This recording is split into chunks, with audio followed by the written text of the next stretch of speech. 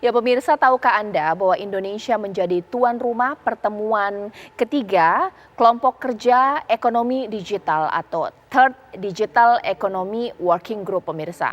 Apa sih Digital Economy Working Group? Itu akan kita bahas di Apa Kabar Indonesia malam hari ini bersama dengan Ibu Mira Tayyiba yang merupakan Sekretaris Jenderal Kementerian Komunikasi dan Informatika Republik Indonesia sekaligus Chair of G20 Digital Economy Working Group. Selamat malam Ibu Mira. Selamat malam Mbak Caca. Ya Ibu Mira, supaya masyarakat lebih dekat lagi dengan isu ini bahkan juga dengan kegiatan ini, sebenarnya apa sih Third Digital Economy Working Group? Isu apa yang dibahas Ibu? Baik Mbak Caca, jadi di Presidensi Indonesia G20 tahun 2022 ada beberapa kelompok kerja atau working group. Salah satunya adalah Digital Economy Working Group atau mudahnya kita singkat DEWG yang diampu oleh Kementerian Kominfo. Sesuai dengan namanya, Pokja ini membahas mengenai ekonomi digital. Kami mengusulkan ada 3 isu prioritas yang terkait dengan ekonomi digital, yaitu konektivitas dan pemulihan pasca pandemi. Ini sudah kita bahas Mbak Caca pada waktu pertemuan yang kedua di Yogyakarta bulan Mei lalu. Nah, pada pertemuan kali ini di Labuan Bajo adalah pertemuan yang ketiga, kami membahas 2 isu sekaligus, yaitu kecakapan dan literasi digital, dan isu yang kedua adalah tata kelola data lintas batas negara. Sedangkan pertemuan yang pertama sekali di bulan Maret itu kita masih membahas mengenai secara umum lah ketiga usulan ini dengan negara-negara anggota dan mereka menyetujui ada 3 isu prioritas ini. Makanya di pertemuan kedua dan ketiga kita mulai membahas secara detailnya. Jadi silakan Mbak. Baik, Ibu, mungkin kalau misalnya kita membahas mengenai hal yang pertama, ini memang sangat dekat sekali ya dengan masyarakat adalah kecakapan dan literasi digital.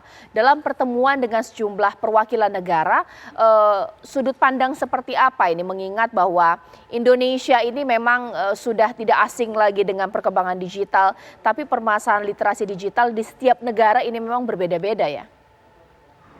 Nah, menariknya Mbak Caca, ternyata permasalahannya sama, yaitu kita sama-sama merasakan perlunya peningkatan kecakapan dan literasi digital. Jadi bisa saya gambarkan kurang lebih begini, seperti koin yang punya 2 sisi, kita juga mengibaratkan antara infrastruktur digital dan literasi dan kecakapan digital itu juga seperti itu. Ada akses infrastruktur saja saat ini tidak cukup. Harus juga disertai dengan kemampuan untuk berliterasi dan memanfaatkan teknologi digital itu secara produktif agar ada nilai tambahnya. Nah, kita merasakan bahwa urgensi untuk meningkatkan kecakapan dan literasi digital ini sangat dirasakan pada saat kita pandemi ini. Ternyata belum semua kelompok masyarakat memiliki kecakapan yang baik, yang mumpuni, sehingga mereka tetap bisa beraktivitas dan menghasilkan suatu nilai tambah pada saat pandemi. Misalnya Mbak Caca, ini UMKM ya. UMKM ini kan selama pandemi dengan mobilitas yang dibatasi, mereka memiliki keterbatasan dalam melakukan produksi, dalam melakukan penjualan, dalam melakukan kegiatan yang biasa mereka lakukan pada saat sebelum pandemi. Nah, kita membantu mereka untuk bermigrasi ke ruang digital melalui platform digital sehingga mereka tetap bisa berkegiatan seperti biasa. Ternyata kondisi seperti ini tidak spesifik di Indonesia saja, tetapi di seluruh, bisa dikatakan di seluruh negara anggota G20. Makanya pada waktu kita mengusulkan isu ini, semuanya setuju. Dan yang kita bahas dalam hari pertama tanggal 20 Juli kemarin, hari pertama sidang, kita membahas mengenai kecakapan dan literasi digital. Salah satu deliverables yang kita hasilkan adalah toolkit untuk melakukan perhitungan ataupun pemetaan terhadap kecakapan digital di negara anggota G20.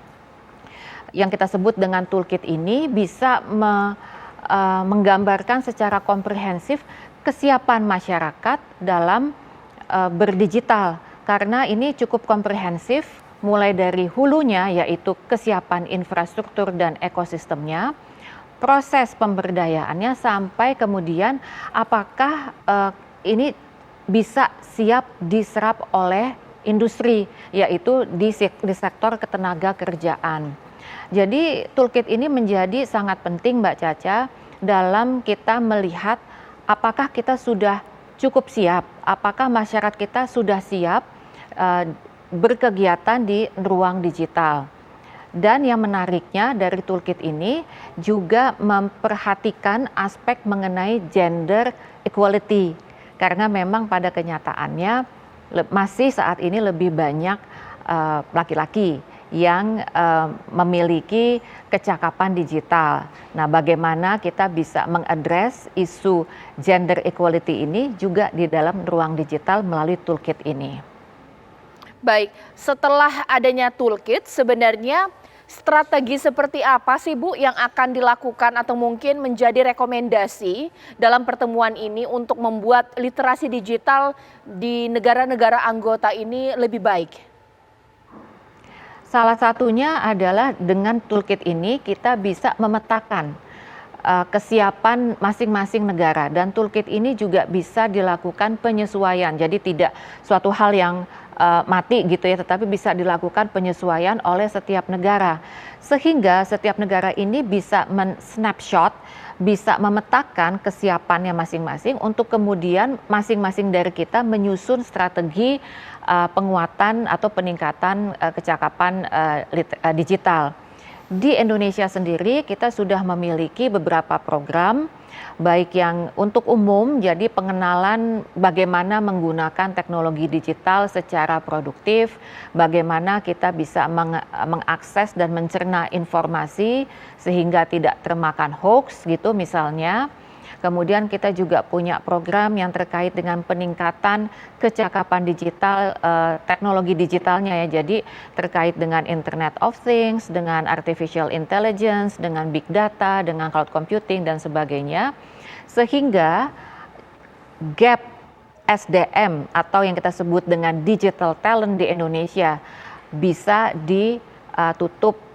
Karena kita menghitung dalam berapa tahun ke depan kita masih ada kekurangan sekitar 9 juta digital talent yang harus kita siapkan dari sekarang agar Indonesia bisa merealisasikan potensi ekonomi digital.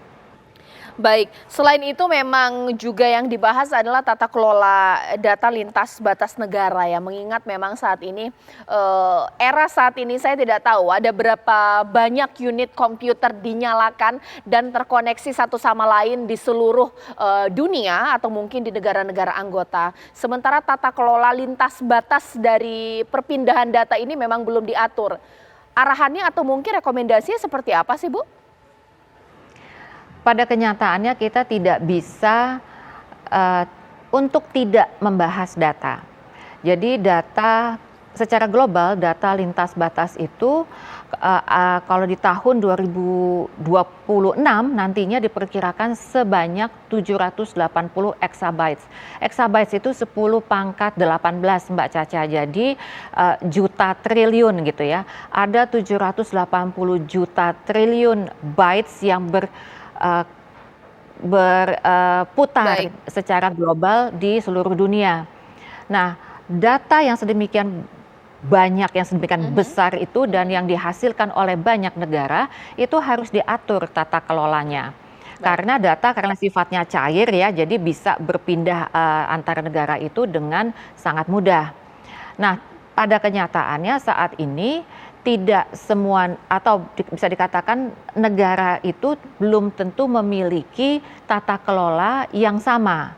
Ada yang lebih berorientasi kepada kita sebutnya ada yang berorientasi kepada corporate driven, jadi lebih kepada perusahaan, ada individual driven, ada state driven. Nah, kemudian bagaimana kita bisa mencari titik temu dari ketiga pendekatan yang berbeda itu. Nah, di pertemuan hari kedua, jadi kemarin kita melakukan pembahasan mengenai tata kelola data ini, kita bisa dikatakan bersepakat bahwa kita menyadari bahwa memang ada pendekatan yang berbeda Baik. untuk kemudian kita cari commonalities-nya. Jadi Baik. common understanding-nya, landasannya seperti apa. Nah, itu yang kita cari dan kita perkuat agar kita bisa melakukan kerjasama dengan lebih baik. Baik, Bu Mira ditahan dulu karena nanti sesaat lagi saya akan bahas karena ini merupakan pertemuan kelompok kerja atau working group. Pasti ada target capaian dan juga goals ke depan. Apakah mungkin dalam tataran kebijakan? Dijawab sesaat lagi di Apa Kabar Indonesia Malam. Ya baik, kembali saya akan bertanya kepada Bu Mira. Bu, dengan adanya pertemuan kelompok kerja ini sebenarnya apa yang menjadi target sasaran? Apakah mungkin dari pertemuan ini akan turunannya adalah kebijakan yang akan dikeluarkan di setiap negara anggota? Jadi output dari pembahasan adalah suatu dokumen yang nanti akan disahkan di tingkat menteri, Mbak Caca, yang kita sebut dengan Ministers Declaration atau deklarasi menteri yang membidangi ekonomi digital. Kita kasih nama, ini adalah Bali Package karena nanti akan ditetapkan di Bali. Isinya adalah kesepakatan dalam 3 isu prioritas itu tadi dan rencana ke depannya seperti apa, komitmen kita seperti apa. Makanya sebelum masuk ke pembahasan di tingkat menteri, kami di tingkat working group sudah menyiapkannya lebih dulu. Ini yang memang kita bahas, Mbak Caca. Oke, Ibu Mira, dari pertemuan ini ada side event tidak yang menarik, mungkin juga bisa menambah informasi untuk pemirsa yang ada di sini? Betul, hampir setiap kegiatan kita pasti disertai dengan side event. Side event untuk pertemuan atau sidang ketiga di Labuan Bajo ini adalah workshop antar pemangku kepentingan, jadi multi stakeholders forum. Jadi bukan saja pemerintah, tetapi juga ada industri, pelaku usaha, bahkan civil society yang membahas mengenai penguatan tata kelola data. Karena data ini adalah milik kita semua, bukan milik segelintir atau sekelompok masyarakat. Dan masing-masing dari kita mungkin mempunyai kepentingan yang berbeda. Jadi inilah bisa kita katakan sebagai forum yang menyampaikan dari berbagai macam sudut pandang yang bisa memperkuat atau yang bisa memperkaya mengenai tata kelola data. Nah, tapi Mbak Caca, side event ini menjadi sangat menarik karena selain sidang, kami juga mengajak teman-teman UMKM lokal. Jadi ada yang kopi lokal, namanya Kopi Tuk. Ini sengaja saya sebutkan di sini karena teman-teman dari delegasi asing itu sangat menyukai kopi ini. Kita siapkan juga ada UMKM lokal yang tenun, yang kuliner, kerajinan lainnya. Kami juga mengajak teman-teman industri, jadi ada beberapa platform digital kita yang menyediakan juga suatu mini pameran lah begitu, termasuk mengenai game interaktif yang berbasis virtual dan augmented reality. Itu seru banget. Jadi kita sudah penat mungkin ya dengan sidang yang seharian, kemudian di sela-sela break kita bisa minum kopi, bisa belanja juga dari UMKM lokal, bisa main game. Jadi kami berusaha untuk menciptakan suasana yang nyaman untuk teman-teman delegasi supaya mereka juga bisa kenal dengan budaya Indonesia, dengan keindahan alam Indonesia. Labuan Bajo kan pantainya bagus banget Mbak Caca. Kemarin kita ajak mereka makan malam di Puncak Waringin, melihat sunset di Labuan Bajo. Itu mereka sangat senang dan bahkan beberapa dari mereka mengatakan akan kembali lagi karena ini kan sudah masuk summer holiday. Jadi mereka mau kembali lagi dengan keluarganya. Jadi bukan saja masalah substansi yang memang mungkin agak berat begitu, tapi kita juga mengajak mereka untuk bersenang-senang lah gitu di Labuan Bajo.